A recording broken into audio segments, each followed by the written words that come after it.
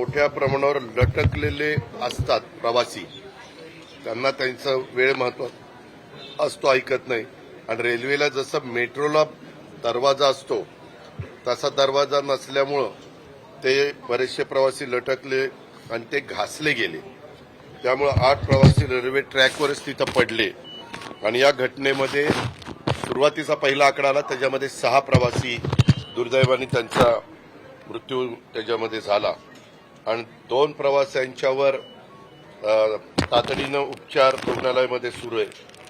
त्याच्यामध्ये हा अपघात जेव्हा झाला तेव्हा सुरुवातीला पुष्पक एक्सप्रेसमधून प्रवासी खाली पडल्याची माहिती सांगण्यात येत होती. मात्र अर्थार्थी पुष्पक एक्सप्रेसचा काहीही संबंध नसल्याची माहिती मध्य रेल्वेचे माहिती अधिकारी स्वप्नील निला यांनी त्या बाबतीमध्ये दिली. आणि मग लोकलमधून प्रवासी फूट ओव्हरवरून प्रवास करत होते. एका ट्रॅकवरून सीएमएसकडून म्हणजे छत्रपती शिवाजी महाराज टर्मिनल लोकल जात होती आणि दुसऱ्या ट्रॅकवरून कसाराच्या दिशेने लोकल जात होती.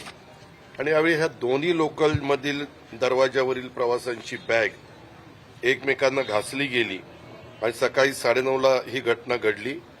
घटना घडल्यानंतर साधारण 9:50 पर्यंत ते जखमी असणाऱ्यांना तिथं अँब्युलन्स दाखल करून तिकडं दवाखान्यामध्ये उपचार करण्याच्या करता न्यावं लागलं. मुंब्रा आणि दिवा हा जो काही परिसर आहे त्या दरम्यान ही घटना घडली. आणि अप आणि डाऊन दरम्यानच्या लोकल दरम्यान फूट ओव्हरब्रिजवरून प्रवास हे लोक करत होते अशी साधारण माहिती आहे.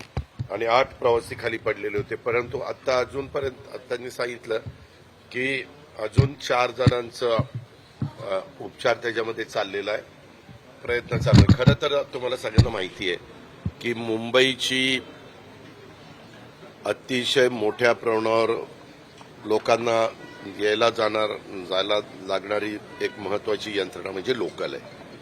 आणि त्या लोकलमध्ये एवढी मोठ्या प्रमाणावर गर्दी असते. खरं तर रेल्वे मंत्रालय नेहमी त्यामध्ये नवीन नवीन गोष्टी करतं. आताही मधल्या काळामध्ये ब्रिटिशांच्या काळातले जे ब्रिज होते ते ब्रिज खराब झाल्यामुळे ते ब्रिज आपण काढले आणि तिथं नवीन ब्रिजचं काम सुरू केलं. तुम्हाला मध्ये आठवत असेल, एकीकडं सायनच्या कुठंतरी 2-3 ठिकाणी मध्ये घटना घडलेल्या होत्या आणि त्याच्यातनं पण काही लोकांच्यावर त्यांना स्वतःच्या जीवाला गमवावं लागलं. अशा प्रकारच्या घटना घडल्यानंतर खरं सातत्याने मागणी होती की तुम्ही ह्याचं सगळं ऑडिट करून घ्या आणि नक्की काय ह्याच्यातनं मार्ग काढता येईल. कारण इतक्या मोठ्या प्रमाणावर ही घटना दुर्दैवी आहे. त्याच्यामध्ये मी आता म्हणजे मुख्यमंत्री तर रेल्वे मंत्रालयाशी 100%